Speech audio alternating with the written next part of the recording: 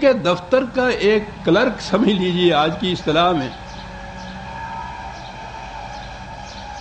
وہ اٹھا، اس نے اپنی حرارت سے شعلے پیدا کیے اور ان شعلوں کو قوم کے عروق مردمہ میں اس طرح سے سمو دیا کہ وہ قوم خود ایک زندہ حرارت بن گئی۔ یہ سیمرغ، یہ حیات نو کا پیکر، اسے سر سید کہا جاتا ہے۔ عجیب بات ہے، سر سید کا نام سید احمد خان تھا، سر کا خطاب بعد میں دیا تھا انگریز نے اسے، لیکن وہ کچھ ایسے اس کے ساتھ چسپاں ہوا کہ وہ سید احمد خان کوئی نہیں کہتا اس کو، سر سید اس کا نام ہی ہو گیا حقیقت میں۔ جب ہم سر سید کہتے ہیں تو اصل میں وہ سر خطاب ہے اور سید احمد خان کی جگہ سید آ گیا ہے۔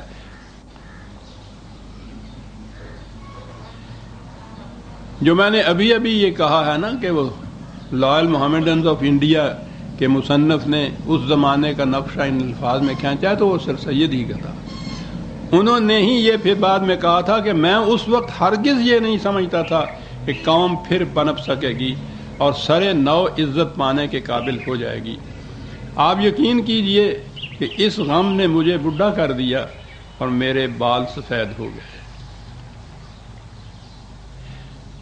انگریز کے وحشیانہ استبداد کا یہ عالم تھا کہ جس شخص کے متعلق ذرا سا بھی شبہ ہو گیا کہ اس نے اس جنگ آزادی میں کسی نوعیت سے بھی کوئی حصہ لیا تھا یا اس کی تائید کی تھی یا اسے مدد بہم پہنچائی تھی، بغیر مزید تحقیق کے کسی مقدمہ چلائے بغیر فوراً حوالہ دار و رسن کر دیتا تھا۔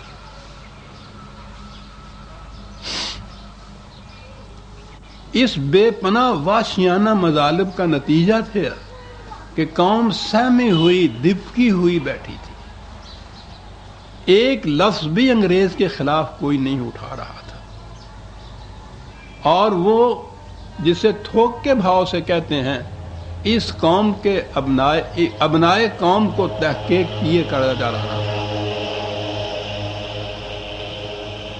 آپ سوچئے کہ ایسے عالم میں اس وحشت گردی، اس ہلاکت انگیزی کے خلاف جہاں ایک لفظ کہنا بھی خود مجرم بننا تھا، اس شخص نے، جبکہ ان کی حیثیت ابھی کسی لیڈر کی بھی نہیں تھی، اسباب بغاوت ہند کا رسالہ لکھا،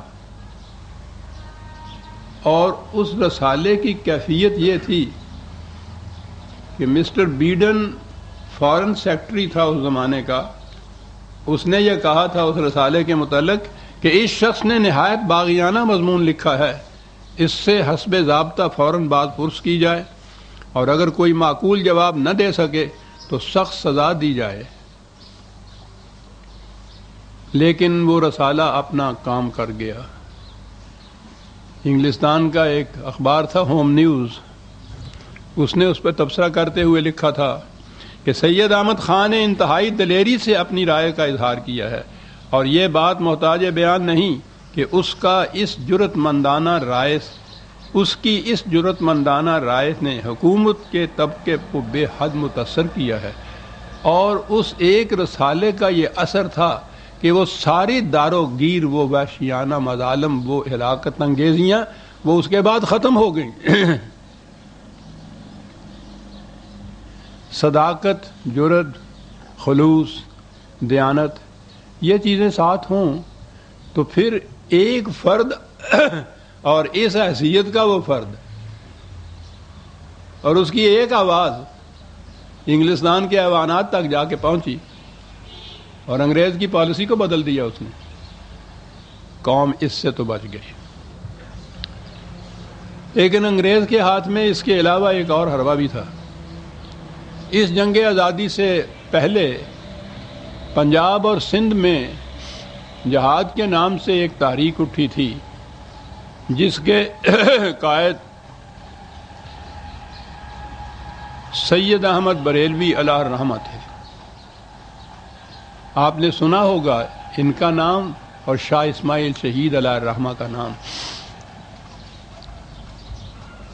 انہوں نے جہاد کی تحریک چلائی تھی اور اسے عام طور پر وہابی موومنٹ کہا جاتا تھا، کیونکہ یہ حضرات اہل حدیث تھے اور اہل حدیث کو وہابی کہا کرتے تھے۔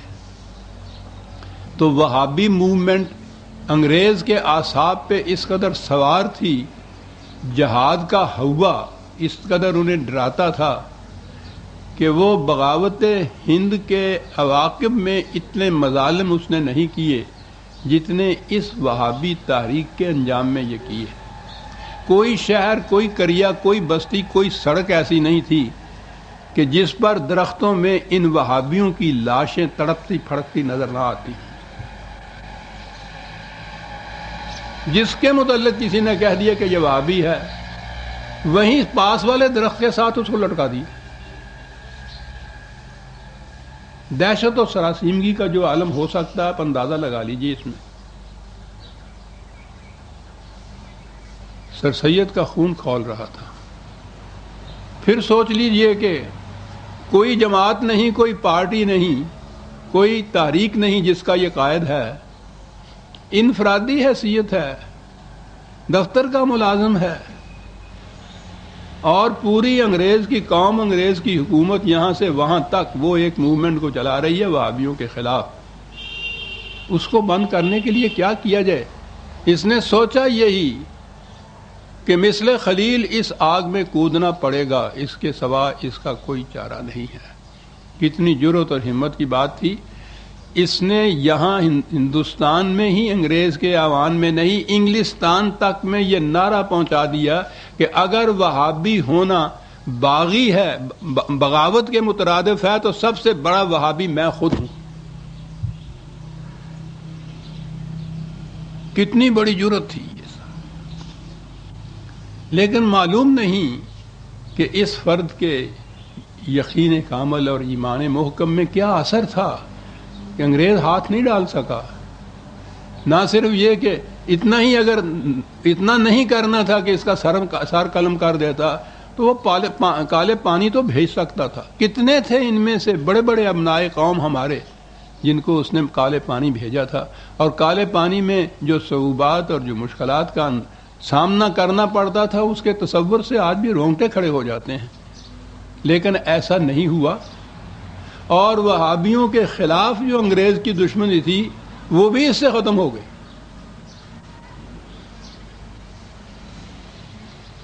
میں اس لیے بھی ان بھولے ہوئے افسانوں کی یاد تازہ کراتا ہوں کہ ہماری موجودہ نوجوان نسل کو یہ معلوم ہی نہیں ہے کہ جرأت ایمانی کا اثر کیا ہوا کرتا ہے۔ یہ تمام مظالم رک گئے اس ایک فرد کے اس نعرہ مستانہ سے۔ اب آگے بڑھیے۔ سر سید نے دیکھ لیا کہ یہ تو ساری نیگیٹو اپروچ ہے، منفیانہ تحقیق کا اثر ہے، اس سے یہ مظالم تو روک دیے ہیں میں نے، یہ قوم زندہ کس طرح سے رہ سکتی ہے؟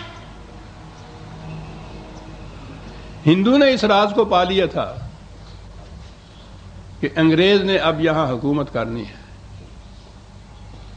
اس نے یہ راز بھی پا لیا تھا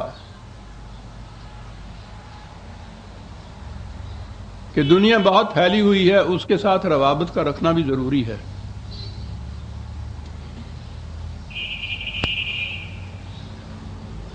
1857 کے بغاوت یا جنگ آزادی کے فوراً بعد کلکتے، بمبئی اور مدراس میں جدید علوم کی یونیورسٹیاں قائم کر دی تھی انگریز نے، اور ہندوؤں نے ان کے اندر جوک در جوک داخلہ لینا شروع کر دیا تھا۔ سر سید کی نگاہ دور رس سے بھانپ رہی تھی کہ یہ کیا ہونے والا ہے۔ اسے معلوم تھا کہ یہاں کے ایوانات حکومت میں دخل اندازی کی ایک ہی شکل ہے کہ یہ زبان سیکھی جائے اور ان علوم پہ دسترس حاصل کی جائے۔ ہندو پہل کر گیا اس کے اندر اس زمانے میں، اور یہی نہیں کہ مسلمان نے خود ان کے اندر داخلہ لینا چاہا، مسلمانوں کے علماء کرام نے فتویٰ